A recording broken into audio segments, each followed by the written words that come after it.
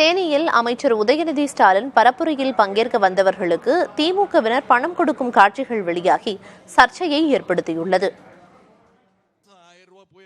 தேனி நாடாளுமன்ற தொகுதி திமுக வேட்பாளர் தங்க தமிழ்ச்செல்வனை ஆதரித்து திமுக மாநில இளைஞரணி செயலாளரும் அமைச்சருமான உதயநிதி ஸ்டாலின் பங்களாமேடு பகுதியில் வேனில் இருந்தபடி பரப்புரையை மேற்கொண்டார். இதற்காக திமுக மற்றும் கூட்டணி கட்சி தொண்டர்கள் பொதுமக்கள் திரளானோர் வந்திருந்தனர். பரப்புரை முடித்து உதயநிதி ஸ்டாலின் பெரியகுளம் புறப்பட்டு சென்ற பிறகு அங்கு வந்த பெண்கள் உள்ளிட்டோருக்கு தலா 200 ரூபாய் விநியோகம் செய்யப்பட்ட வீடியோ வெளியாகியுள்ளது.